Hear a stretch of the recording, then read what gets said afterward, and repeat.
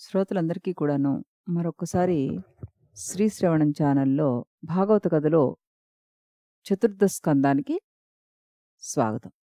నిన్నటి కథలో మనం స్వయంభూ మనువు యొక్క సంతానం ఏ విధంగా వృద్ధి చెందింది, వాళ్ళ కుమార్తెలను ఎవరెవరికి ఇచ్చారు, ఎవరెవరి ద్వారా ఏ ఏ సంతానం కలిగింది, చివరికి దక్ష ప్రజాపతికి ప్రసూతినిచ్చి పెళ్లి చేశారని చెప్పడం, ఆ దక్ష ప్రజాపతి యొక్క కుటుంబంలో ఉన్న 16 మంది కన్యల గురించి తెలుసుకోవడం, స్వాహాదేవి, స్వధాదేవి వీళ్ళందరి గురించి తెలుసుకోవడం, చివరికి ఆఖరి కుమార్తె అయిన సతీదేవి గురించి మనం తెలుసుకోబోతున్నాం.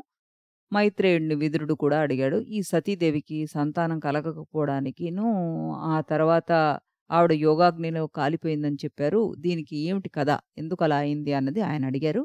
అప్పుడు మైత్రేయుడు ఈ విధంగా చెప్తున్నాడనమాట. ఏమని? విదురా, పూర్వం ప్రజాపతులందరూ కలిసి ఒక మహాయజ్ఞాన్ని చేశారు. దానికి దక్షుడు యజమాని. ఆ యజ్ఞంనకు మహారుషులు, దేవతలు, మునులు, అగ్నులు అందరూ వచ్చారు. అందరూ కూర్చుని ఉండగా దక్షుడు టీవీగా సభామండపంలోకి ప్రవేశించాడు.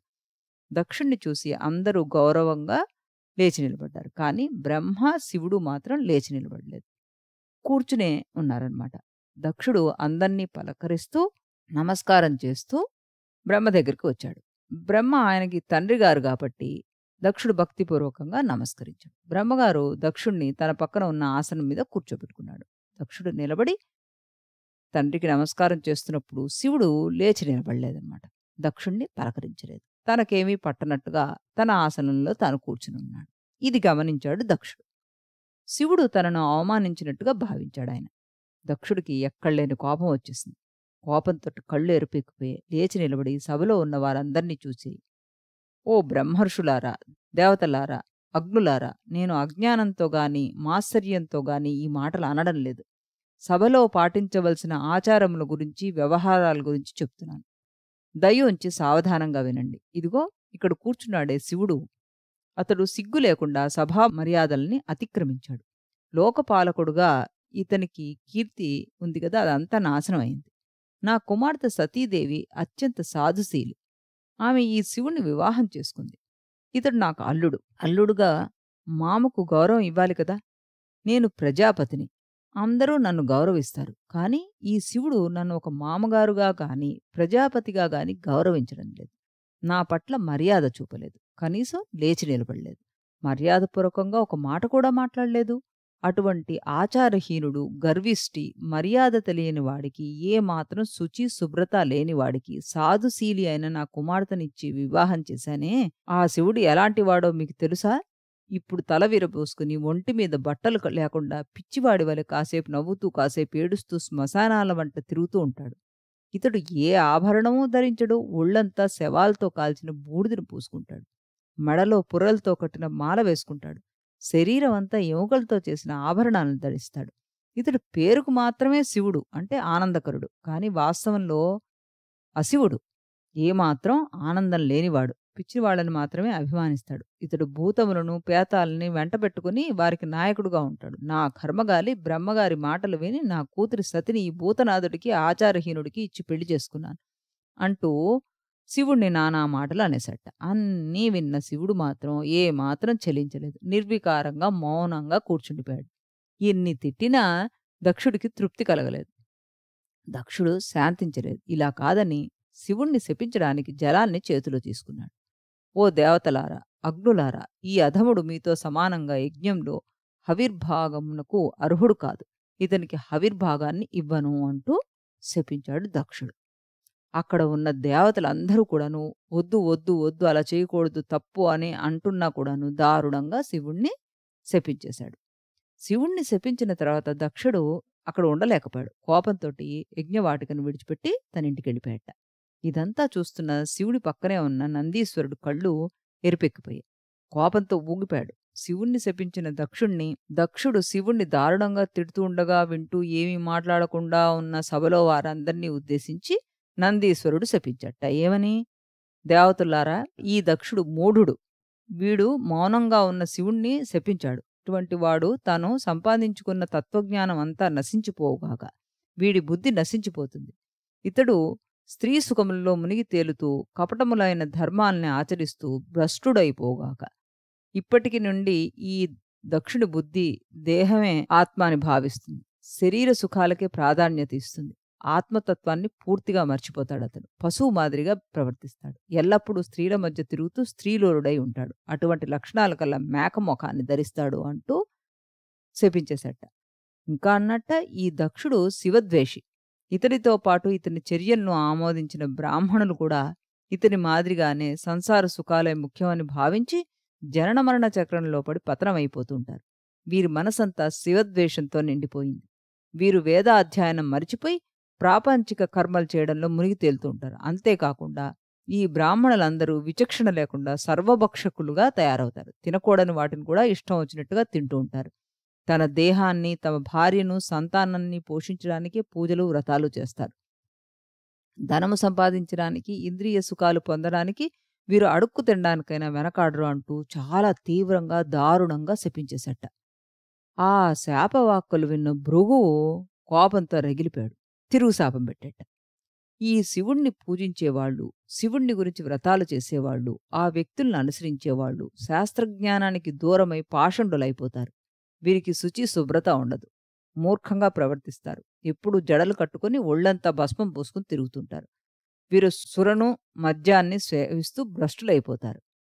ఈ శివుణ్ణి పూజించే వాళ్ళందరూ ధర్మమును, వేదాల్ని, బ్రాహ్మణులను నిందించారు. అందువల్ల వీరంతా పాషండ ధర్మాన్ని ఆశ్రయిస్తారు. ఎందుకంటే వేద మార్గమే ఉత్తమమైనది, సనాతనమైనది, మానవులందరూ అవలంబించవలసింది. మహారుషులందరూ అనాదిగా వేద ధర్మాన్నే ఆచరిస్తున్నారు. జనార్దనుడే వేదాలకు ప్రమాణం. అటువంటి వేదాన్ని ఈ శివారాధకులు నిందించారు. కాబట్టి మీరందరూ తామసులు, భూతగణాలు, వీటికి అధినాథుడైన మీ శివుడు నివసించే ప్రదేశంలోనే నివసించండి. ఆ పాషండుడైన శివుణ్ణి ఆరాధించండి అంటూ ఆ శివుణ్ణి అనుసరించే వారిని, శివారాధకుల్ని శపించేశాడు భృగు. భృగువు పెట్టిన శాపానికి చాలా బాధపడ్డాడు శివుడు. అక్కడి నుండి తన అనుచరులతోటి, గణాలతోటి వెళ్ళిపోయాడు. శివుడు వెళ్ళిపోయిన తర్వాత ఆ యజ్ఞాన్ని ప్రజాపతులు అందరూ కలిసి యథావిధిగా కొనసాగించారు. తర్వాత గంగా, యమునను కలిసే చోట అవబృత స్నానాలన్నీ చేశారు. తర్వాత తమ తమ స్థానాలకి వాళ్ళు వెళ్ళిపోయారు.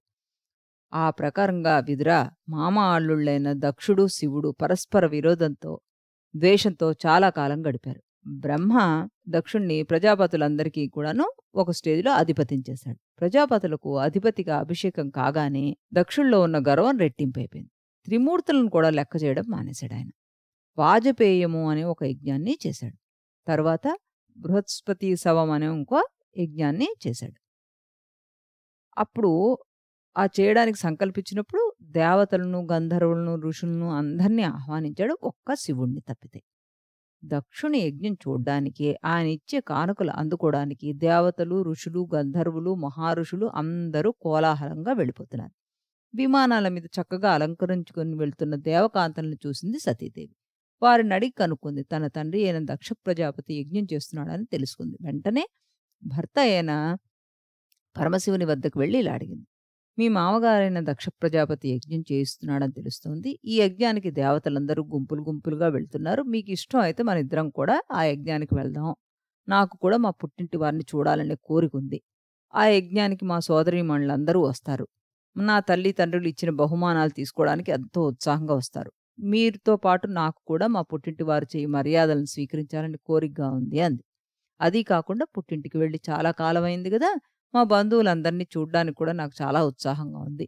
ఈ సాకుతోనైనా నేను మా వాళ్ళందరినీ చూడ్డానికి వీలు పడుతుంది. అందుచేత నేను కూడా యజ్ఞానికి వెళ్ళి అక్కలను, వారి పిల్లల్ని, నా తల్లిని, బంధువుల్ని, యజ్ఞాన్ని చూసొస్తాను అందుట.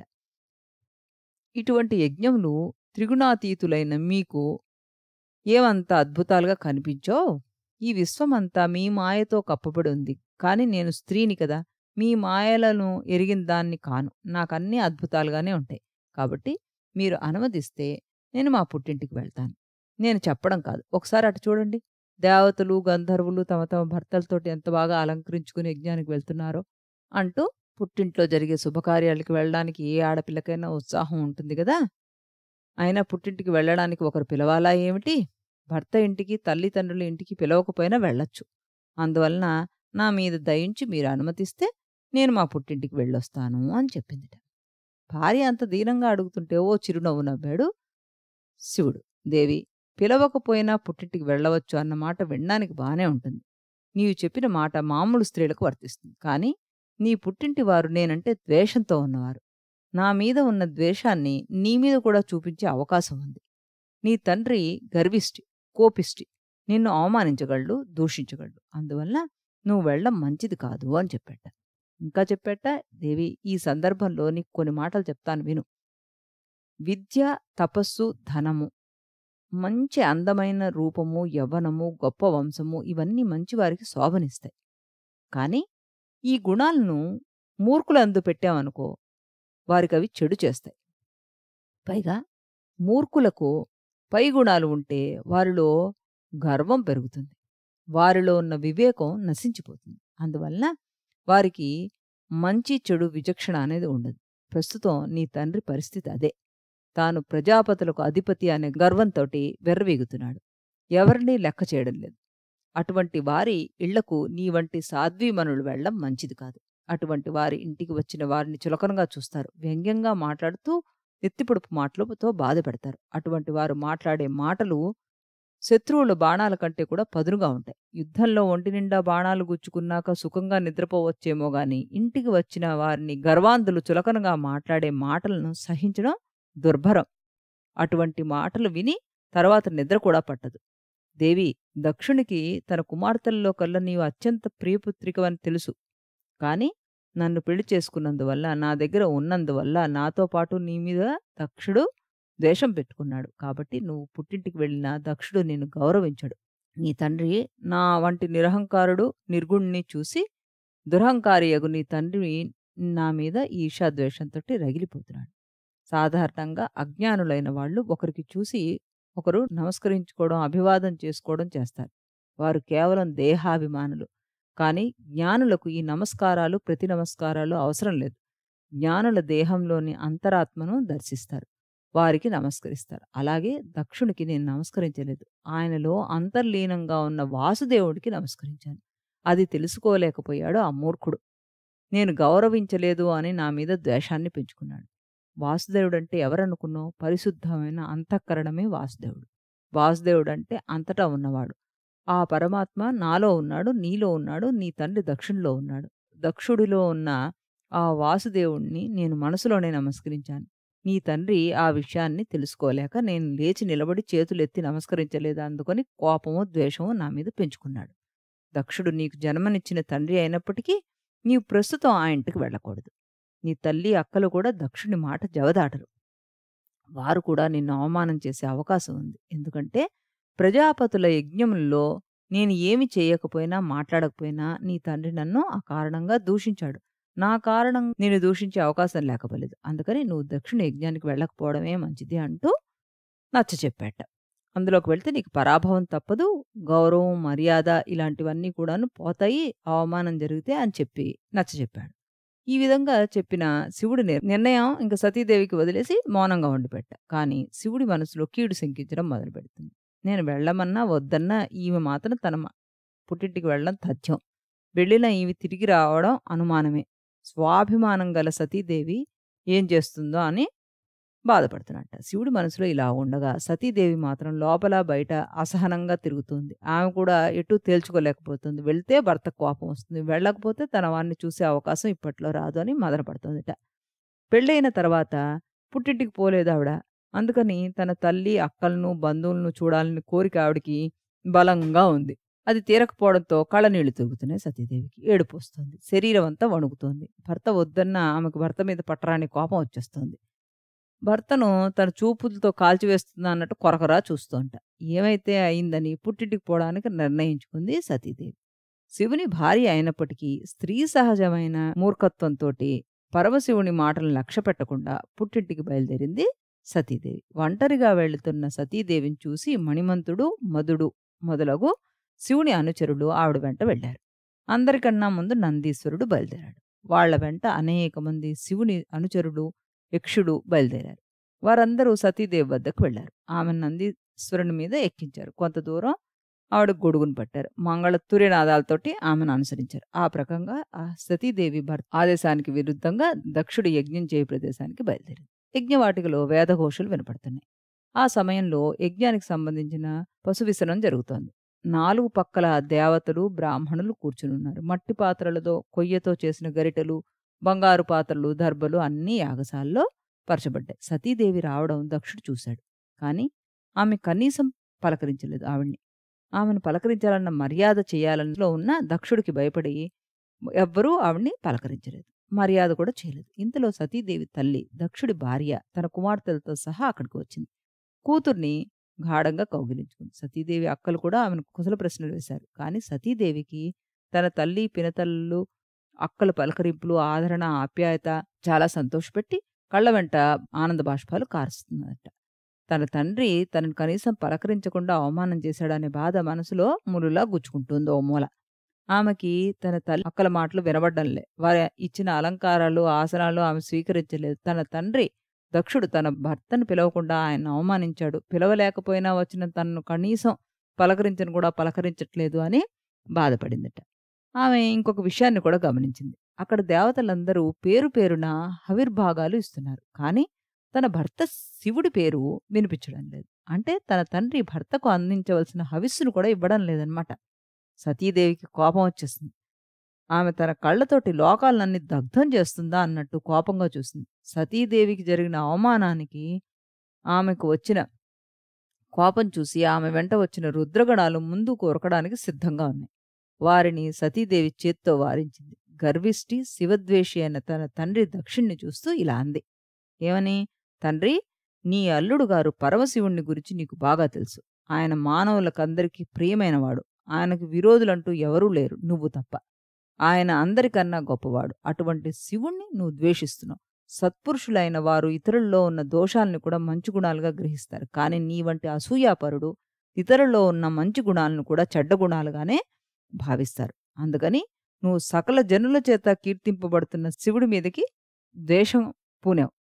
నీకు దేహాభిమానం ఎక్కువ. ఈ దేహంనే సర్వస్వంగా భావిస్తున్నావు. నీ వంటి వారు పరమశివుని వంటి మహాత్ములను నిందించడంలో ఆశ్చర్యం లేదు. కానీ ఒక్క మాట గుర్తుపెట్టుకో, పరమశివుడు వంటి మహాత్ములు తమను ఎంత దూషించినా సహిస్తారు. కానీ వారి పాదరేణువుల వంటి వారు మాత్రం ఏమాత్రం సహించలేరు. శివ అనే నామం మంగళకరమైనది. ఒకసారి నాలుకతో పలికిన సర్వ పాపాలు తొలగిపోతాయి. కానీ నువ్వు అమంగళకరుడివి. అందుకే మంగళకరుడైన శివుణ్ణి ద్వేషిస్తున్నావు. ఎవని పాదపద్మాలు దేవతలందరూ సేవిస్తూ ఉంటారో, ఎవని పాదపద్మాలను ఆశ్రయిస్తే సకల కోరికలు నెరవేరుతాయో అట్టి శివుణ్ణి నువ్వు అకారణంగా దూషించావు. నిజమే, నా భర్త శివుడు శ్మశానాల్లో తిరుగుతూ ఉంటాడు. కపాలాలని మాలగా ధరిస్తుంటాడు. భూతపేత పిశాచాలతో కూడిన శ్మశానంలో ఉంటాడు. కానీ అటువంటి శివుని పాదరేణువులు బ్రహ్మాది దేవతలు శిరస్సున ధరిస్తారు. కానీ నువ్వు మాత్రం నా భర్త పేరుకే శివుడని, ఆయన వేషం, చేసే చేష్టలు అమంగళకరములని భావిస్తున్నావు. ఆయన పట్ల ద్వేషం పూనిన నీవు అలా భావించక ఇంకొకలాగా ఎలా భావిస్తావు మరి? ఓ తండ్రి, దాసులైన వారు తమ ప్రభువుని ఎవరైనా దూషిస్తే వారిని సంహరిస్తారు. లేదా అవమానం భరించలేక ఆత్మహత్య చేస్తారు. దానికి సమర్థత లేకపోతే చెవులు మూసుకుని అక్కడి నుండి వెళ్ళిపోతారు. సమర్థత ఉంటే తమ ప్రభువుని గురించి అమంగళకరమైన పలుకులు పలికిన వారి నాలుకలను కోసేస్తారు. తరువాత తనకు తాను ఆత్మహత్య చేసుకుంటారు. ప్రభువు భక్తులకు, దాసులకు ఇదే కర్తవ్యం. నేను నా ప్రభువు శివునికి దాసురాల్ని, భక్తురాల్ని. నీవు నా తండ్రివి. నిన్ను నేను ఏమీ చేయలేను. అందుకని ఆత్మహత్య చేసుకుంటున్నాను. నీవు శివుణ్ణి ద్వేషిస్తున్నావు. నీ వల్ల లభించిన ఈ దేహం నాకు అక్కర్లేదు. నేను నీ పేరుతోటి నీ పేరు ప్రతిష్టలు పైకి రావాలని దాక్షాయణి అన్న పేరుతో పిలువబడుతున్నాను. నా పేరు తలుచుకున్నప్పుడల్లా నా తండ్రి పేరు తలుచుకుంటారు అని దాక్షాయణి అన్న పేరుని నేను పెట్టుకున్నాను. నువ్వు దానికి ఇచ్చిన విలువ ఇది. కాబట్టి నాకు ఈ శరీరం అక్కర్లే. దీన్ని విడిచిపెట్టేస్తున్నాను. ఏ శరీరంతోటి నీకు కూతురుగా పుట్టానో ఆ దక్షుడి కూతురి యొక్క శరీరాన్ని నేను విడిచిపెట్టేస్తున్నాడు. ఆత్మలో రమించేవాడు వేదాలలో ఏమి చెప్పరు. ఎన్ని కర్మకాండలున్నాయో అవన్నీ పట్టించుకోడు. అలాగే దేవతలకు ఉన్న ధర్మము, మానవులకు ఉన్న ధర్మం వేరు. అలాగే జ్ఞానకాండ కూడా వేరు, కర్మకాండ కూడా వేరు. ఎవరి ధర్మం వారిది. ఒకరిని ఒకరు నిందించకూడదు. మనస్సును, ఇంద్రియాలను నిగ్రహించి తపస్సు చేయడం వేరు, యజ్ఞయాగాది కర్మలు చేయడం వేరు. రెండూ అవసరమే. వేదాలలో ఈ 2 మార్గాల గురించి చెప్పారు. ఈ 2 కర్మలను ఒకే వ్యక్తి ఆచరించడం కూడా సంభవమే. యజ్ఞయాగాలు చేస్తూ మనస్సును, ఇంద్రియాలను అదుపులో ఉంచుకుని తపస్సు చేసేవాళ్లు కూడా ఉన్నారు. భోగములు అనుభవించడం, వైరాగ్యాన్ని ఆచరించడం రెండూ ప్రాపంచిక విషయాలే. నా భర్త పరమేశ్వరునికి ఈ ప్రాకృతిక కర్మలతో పనిలేదు. వేద విధానాలతోటి పనిలేదు. యజ్ఞ యాగాదులతోటి కూడా పనిలేదు ఆయనకి. తెలిసిందల్లా పరమాత్మ సేవ ఒకటే. నీవు యజ్ఞ యాగాదులతోటి మునిగి తేలుతున్నావు. నా భర్త వద్ద అణిమాది అష్టసిద్ధులు ఉన్నాయి. నీ వద్ద ఏవీ లేవు. నీకు ఉన్న ఐశ్వర్యము, ధనధాన్యాలు, భోగభాగ్యాలు యజ్ఞయాగాలు చేయడానికి మాత్రమే పరిమితం. నీలాంటి వారు నా భర్త లాంటి వారిని అర్థం చేసుకోలేరు. నారదుడు మొదలగు మహర్షులు నా భర్త లాంటి వారిని అర్థం చేసుకోగల సమర్థులు. ఓ తండ్రి, నీవు శివద్వేషివి. నీ శరీరంలో అణువణువు శివుడి మీద ద్వేషంతో రగిలిపోతోంది. నీ దేహం నుండి పుట్టిన ఈ దేహంతోటి నాకు పనిలేదు. నిన్ను తండ్రి అని చెప్పుకోవడానికి నేను సిగ్గుపడుతున్నాను. నా భర్త వంటి మహాత్ములను ద్వేషించే నీ వంటి వారి జన్మ హీనమైనది. ఒకవేళ నేను బ్రతికి ఉన్నా నా భర్త నన్ను దాక్షాయణి అని పిలిస్తే ఈ దక్షుడా నా తండ్రి అని నేను బాధపడాల్సి వస్తుంది. నీ వలన కలిగిన ఈ దేహము నాకు శవంతో సమానం. ఈ దేహాన్ని నేను భరించలేను. వెంటనే విడిచిపెడుతున్నానని పలికింది సతీదేవి. వెంటనే యజ్ఞశాలలో ఉత్తర దిక్కుగా మొహం పెట్టి కూర్చుండిపోయింది. తన చీరతోటి ఒళ్ళంతా కప్పుకుంది. చేతిలో నీటిని తీసుకుని ఆచమనం చేసింది. 2 కళ్లను మూసుకుని యోగ మార్గంలోకి ప్రవేశింది. ప్రాణాపానములను బంధించి తన ప్రాణాలను నాభీచక్రం దగ్గర నిలిపింది. ఉదాన వాయువును మెల్లిమెల్లిగా బుద్ధితో కలిపి హృదయంలో నిలిపింది. తరువాత తన ప్రాణాలను నొసటి దగ్గరికి చేర్చింది. రుద్రుని చేత సృష్టించబడిన తన శరీరం అంతటా అగ్నిని, వాయువును ప్రసరింపజేసేలా చేసింది. ఆ మనస్సును శివుడి యందు లగ్నం చేసింది. సతీదేవిలో నుండి పుట్టిన అగ్ని ఆవిడ్ని దగ్ధం చేసేసింది. సతీదేవి మంటల్లో కాలిపోవడం చూసి ఉన్న అక్కడ వాళ్ళందరూ ఆహాకారాలు చేశారు. ఈ దక్షుని దూషణ వల్ల కదా శివుడి భార్య సతీదేవి దుర్మరణం పాలైందని అందరూ మనస్సులో దక్షుణ్ణి నిందించారు. ఇంకా మరికొంతమంది అయితే తమ కుమార్తె అనే భావం లేకుండా ఆమెను గౌరవించకుండా ఆమెను మరణానికి కారకుడయ్యాడని దక్షుణ్ణి నిందించారు. ఈ దక్షుడికి ఈ లోకంలో అపకీర్తి, పరలోకంలో నరకం తథ్యం. కన్న కూతురు ఇంటికి వస్తే కనీస మర్యాద చేయలేదు. మంటల్లో కాలిపోతున్నప్పుడు కనీసం ఆపను కూడా ఆపలేదు. వీడికి నరకం తగినది అంటూ కొంతమంది అన్నారు. ఈ ప్రకారంగా అక్కడికి చేరిన వారు పరిపరి విధాలుగా అనుకొని ఆవిడ ప్రాణత్యాగాన్ని మంటల్లో కాలిపోతూ ఉంటే శివుడి అనుచరులు సహించలేకపోయారు. వెంటనే తమ చేతుల్లో ఉన్న అస్త్రాలను, శస్త్రాలను ధరించి దక్షుణ్ణి చంపడానికి అతని మీదకి ఉరికారు. యజ్ఞానికి ఆధ్వర్యం వహిస్తున్న భృగువు ఇదంతా చూశాడు. శివుడి అనుచరులను పారద్రోలడానికి యజుర్వేదంలో చెప్పబడిన మంత్రాలను ఉచ్చరిస్తూ దక్షిణ అగ్నిలో హోమం చేశాడు. అప్పుడు దక్షిణ అగ్ని నుండి ఋషభులు అనే దేవతలు పుట్టుకొచ్చారు. ఆ ఋషభులందరూ హోమగుండంలో ఉన్న కొరివి కట్టల్ని తీసుకుని శివుని అనుచరుల మీదకి తిరగబడ్డారు. ఋషభులు దాటికి తట్టుకోలేక శివుని అనుచరులు నలుదిక్కులా పారిపోయారన్నమాట. ఈ విధంగా దాక్షాయని ఆత్మాహుతి చేసుకుంది. మరి ఆ తర్వాత జరిగిన కథ ఏమిటి? ఈవిడ ఇలా ఆత్మహత్య చేసుకుంటే మన శివుడు ఏం చేశారు? ఈ దక్ష ప్రజాపతి ఆ తర్వాత ఏ విధంగా వ్యవహరించాడు? ఇవన్నీ మనం వచ్చే కథలో తెలుసుకుందాం. అంతవరకు సెలవు.